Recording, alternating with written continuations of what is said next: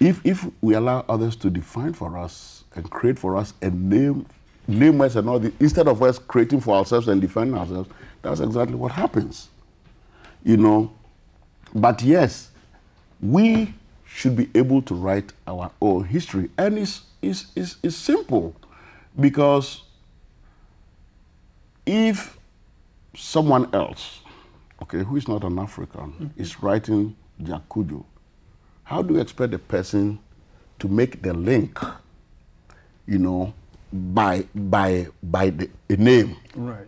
But you know, the name structure of Akan, the sole name, the first name structure of the Akan people, right, is unique. Okay. They have these names for each and every day. All the 7 days of the week, they have it, which I've explained in the book, for males and for females. Right. So of course, if I say Cudjoe, I said no. This person has to be from West Africa, because these soul names, as we call them, it's not limited only to Ghana. Right. It's in Togo and it's in Cote d'Ivoire. Right. You know, we have the Baoli people in Cote d'Ivoire, and the Igbe people also have those. So initially, you can just limit it to West Africa. One area. But his last name, which is Bakwante, okay, that did the trick. Okay. Now, if someone who is not an African, or maybe a Ghanaian or African, is trying to do such a research, and you have to remember, with the slaves, there was virtually no records. Right. So how would you be able to link by that name Bakwante? Because it happened to be, there happened to be a king, Bakwante, who was in that area.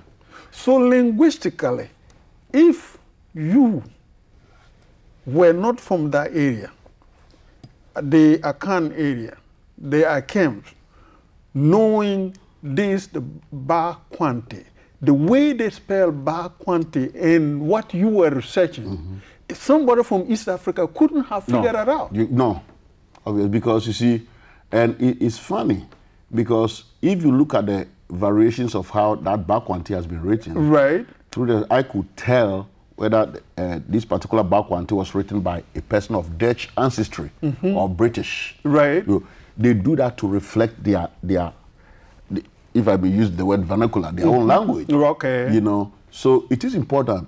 But the point here is that first we need to study our own. Right. Learn our own first before we start to learn others.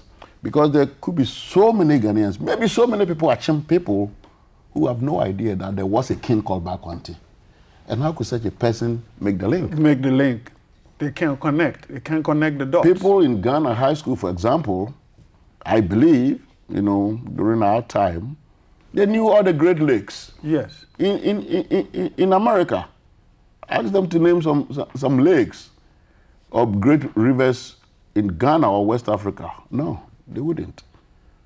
Why would we want this particular time someone else to write our book? They cannot write it well. They can't. There is no two ways, especially your history and your culture, because there are some inherent things that they will not know. True. Because you will not find them in books. No, you can't find them. Yes. You grow up with it. You know, and that is why I think most of some of our people, and there are a lot of them, I know I have some friends, close friends, who can really write. Right. Really write. We need to correct that misconception about how our history goes.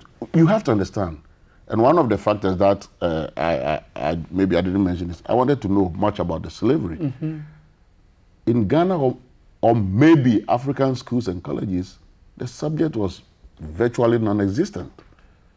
The institutionalized slave trade and slavery. It wasn't something that was taught in school. But it's understandably so. How do you expect a white person to write objectively about something that he knows will touch some nerves? You know?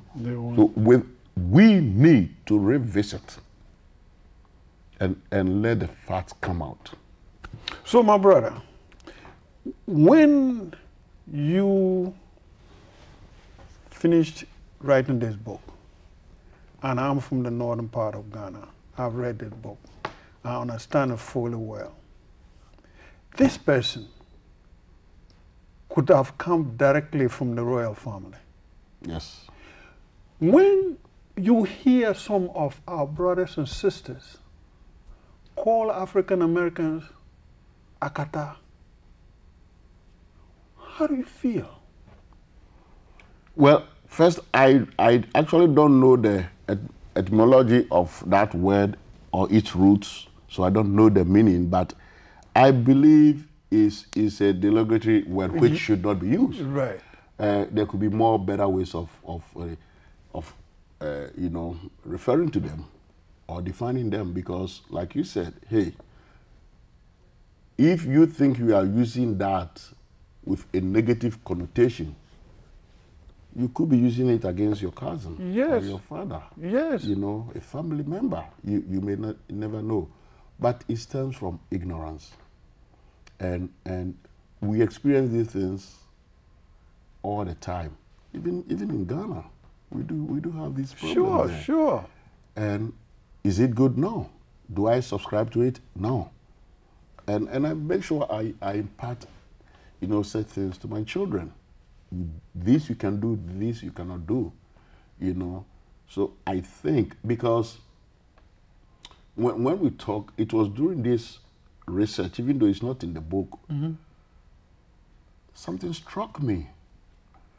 When the Portuguese were in the Gold Coast, right, you know, because they travel all over, especially West Africa, they were bringing some Africans from Angola, right, Cameroon, and all that, into into the Gold Coast. right.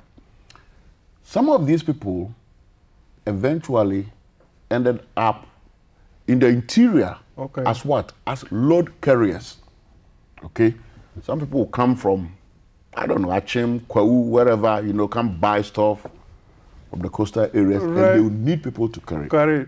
So they go and with the women, they marry them. Okay, they marry them and they become part of the family. Okay. Okay, so you could have been from one of those people. Right.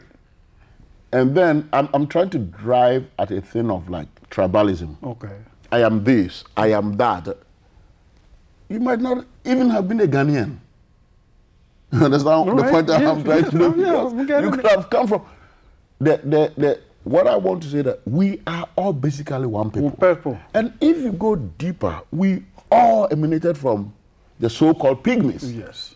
That is the human, that is as far as research could go.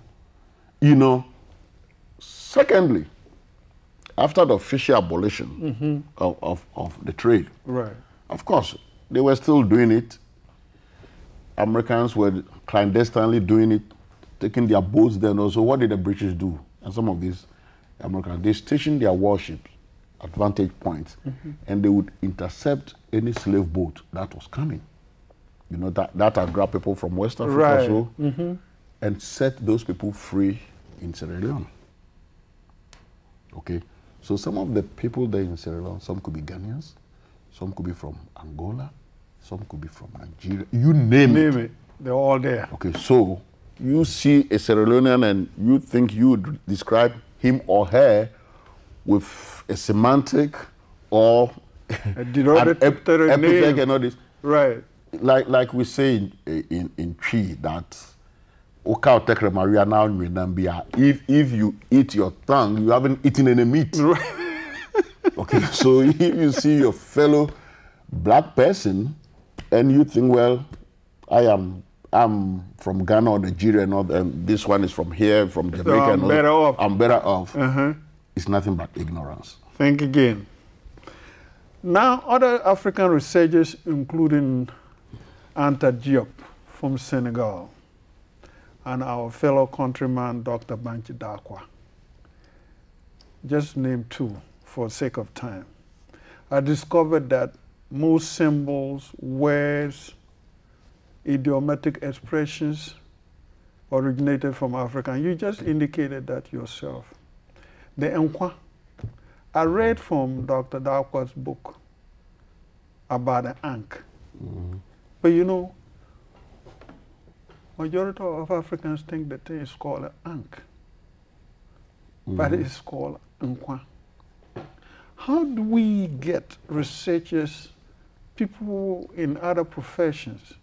Because there was a time that I read a book, and this guy was talking about the fact that doctors, he's met physicians who've never heard of Imhotep, the first person who performed brain surgery, and they don't know this. How do we get other professions to start research like yours and then Diop and then Darkwas?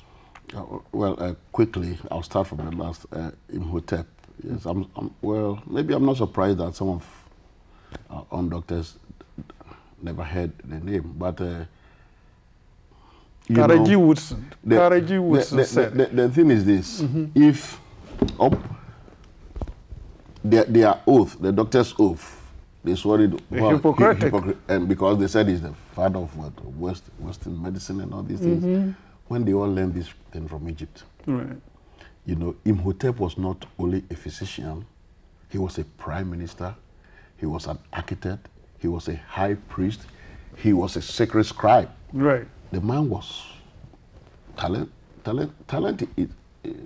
is not a word, genius maybe, and see the way Europeans, they did numbers on our brains. Okay. Because here now, if you go to any examination, and you have a question that who is the father of medicine, and there's Imhotep in, and you choose that answer, you get it wrong. You're going to fail. And maybe this could be a black doctor, right, marking some in the grades, and he or she will fail you. Right. It's sad. The same thing with Pythagoras. The man couldn't advance any further. And then we have, is it geometry? They say what? C square is equal to A square plus B square something. He studied in Egypt and he could never go any further. He was supposed to be there for 44 years. And then we have, how do I learn something from you and then I become the founder? It makes no sense. But of course, if we don't sing our own praises, who's going to sing for you? Nobody. And talking about the ankh, yes, I read Dr. Very interesting book, very interesting. Right. And it is true, you see, because the ankh plus some symbols like the swastika, they all emanated from the cross. Right. And the abstract and initial form of the cross was nothing but a symbol of two human beings crossed together. So if you look at it, they are like perpendicular to one another. Right. Okay. Okay. And there was a religion of the cross in Memphis with the god Ptah. Yes. And this cross was there before Christians came. They wouldn't want to hear it. They did not establish it. In fact, I think very late 1800s or early 1900, the British took some so-called pygmies to England. Okay. And they drew a sign to the pygmies, two crosses like this, with a perpendicular, like straight line supporting it. Right. That is the sign of Amsu, or the Horus, risen Horus. Right. And when they drew the sign to these so-called pygmies, they looked at each other and smiled. Okay. And they said, we knew this. They knew that sign. Long. Australia, they knew. In fact, the so-called Bantu people, and this was from British missionaries, they said the Bantu people were utilizing the cross in their spiritual prayers. Yes.